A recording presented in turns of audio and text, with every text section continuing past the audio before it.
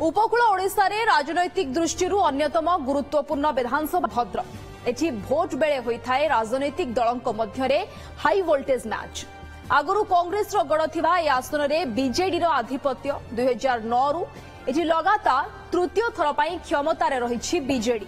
2009 एवं 2014 रे जुगल किशोर पटनायक एवं 2019 रे संजीव कुमार मल्लिक विधानसभा को निर्वाचित होइछंती। तेरे 2024 रे बेस ओलट पालट होइछि भद्रक राजनीति।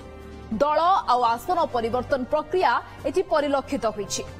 2019 रे एटी जुगल पटनायक को टिकट न दे बीजेडी बाछिथिला नुआ प्रार्थी संजीव कुमार मल्लिक प्रार्थी हेबा परे निराश होइथिले जुगल किशोर पटनायक। पुओ असित पटनायक आशा थिला जे 2024 रे निश्चय न्याय पाइबे। तेरे गत थर भंडारी पोखरी लढ़िथिबा विधायक प्रफुल्ल सामल को दल भद्रक आसनरू आनिबा परे निराश होइथिले असित। तेणु से बीजेडी छाड़ी कांग्रेस रे जोग देबा सह हातरू प्रार्थी होइछंती।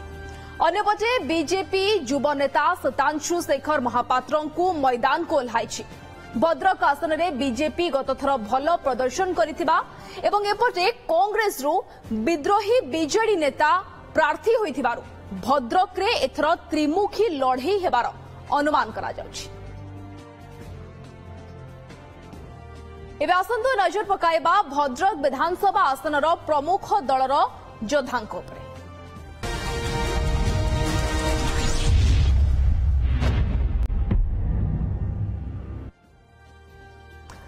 बीजेडी अन्यतम वेटरान नेता प्रफुल्ल सामल दलर मोस्ट डिपेंडेबल लीडर और क्राइसिस मैनेजर मध्य 1977 रे काउंसिलर रु राजनीति रु क्यारियर आरंभ करिथिबा प्रफुल्ल सामल भद्रक आसनरू 3 थर विजयी होइछंती। 1990 एवं 1995 रे जनता दल रु लढ़ी 2 थर जाग कांग्रेस प्रार्थी तथा पूर्वतन मंत्री जुगल किशोर पटनायक को विपुल भोट रे हराई विजयी होइथिले। तेबे 2000 रे कांग्रेस रो बीरेन पलायंक ठारू पराजित होइथिले मध्य बीरेन को देहांत परे 2002 रे होइथिबा उपनिर्वाचन रे पुणी विजयी होइथिले। परे 2004 निर्वाचन रे पराजित होइथिले प्रफुल्ल और एहा परे 2009 रे प्रफुल्ल जाइथिले भद्रक जिल्लार भंडारी पोखरी आसन। भंडारी पोखरी रु 2009 2014 एवं 2019 रे लगातार जीती हैट्रिक विजय रेकर्ड करिसंती। 2019 रे से कांग्रेस रो वरिष्ठ नेता निरंजन पटनायक को 8859 भोट रे हराई लगातार तृतीय विजय हासिल करथिले। आउ एबे 2024 रे प्रफुल्ल पुणी फेरिछंती निजर पुराना आसन तथा भद्रक होम ग्राउंड। आउ कुहा जाउछि भद्रक बीजेडी रो दलीय अंतरकंदल बढ़ी जाइथिबारु एहाकु चेक देबा सह दलीय बीजेडी भोटर को अक्षत रखिबाकु अभिज्ञ प्रफुल्लंक उपरे दल भरोसा करिछि। निर्वाचन एवं सरगरम होबाकू लागिछि एवं जदि कुहा जाउछि जे आगामी किछि दिन भितर नेता माने निज निजर प्रचार प्रसार आरंभ करिवे तो आम सहित अछंती वरिष्ठ बीजेडी नेता तथा भंडारी पोखरी विधायक एवं भद्रक विधानसभा क्षेत्र प्रार्थी जो प्रफुल्ल सामल सर स्वागत करिवि।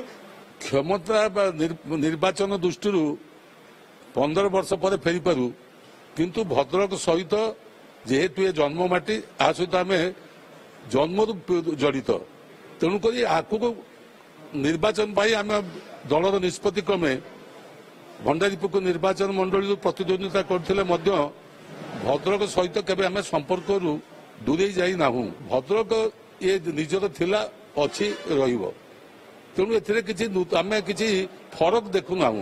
दल सबुबेले जहा निष्पत्ति करिवो तार जो कर्मी होंतु तार जो माने नेता हूँ ताको मानिया को बाध्य।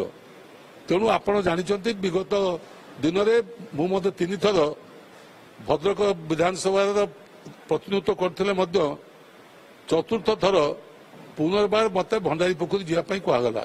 तेणु दल निष्पत्ति को मानिया आम बाध्य। दल जदि मना कर तुम टिकेट नहीं ताकू भी ग्रहण करिवो किंतु दल पई काम करिवा नेता हाथ मुठा टाण करिवा ए होउची हमर काम। काहेकि ना नवीन पटनायक भली नेता ओडिशा रे पाइबा बर्तमान पाई संभव नुहे। तांकर विकास धारा जो रही सी समग्र देश नुहे विश्व एक स्वतंत्र परिचय सृष्टि कर विशेषकर आमर 15 वर्ष भंडारीपुर निर्वाचन मंडल प्राय जहाँ आम कहीचु अनुरोध करूँ ନ କହିଥିଲେ ମଧ୍ୟ ତାକୁ ମଧ୍ୟ ସେ କରେଇଛନ୍ତି। ନିଶ୍ଚିତ ଭାବରେ ବରିଷ୍ଠ ବିଧାୟକ ପ୍ରଫୁଲ୍ଲ ସାମଲ ଯାହା କହୁଥିଲେ ଆଗାମୀ ଦିନରେ ନିଶ୍ଚିତ ଭାବରେ ରାଜନୀତିରେ ତା ପ୍ରତିଫଳନ ହେବ ଏବଂ ସାଧାରଣ ଲୋକ ମଧ୍ୟ ବୁଝିଛନ୍ତି ଯେ ପ୍ରଫୁଲ୍ଲ ସାମଲ ଲୋକଙ୍କ ସହିତ ଅଛନ୍ତି ଏବଂ ରାଜ୍ୟ ସରକାରଙ୍କର ଯେଉଁ ବିଭିନ୍ନ ଯୋଜନା ଅଛି ସେ ଯୋଜନାକୁ ପାଥେୟ କରି ସେ ନିର୍ବାଚନୀ ବୈତରଣୀ ପାର ହେବା ଆଶା ରଖିଛନ୍ତି।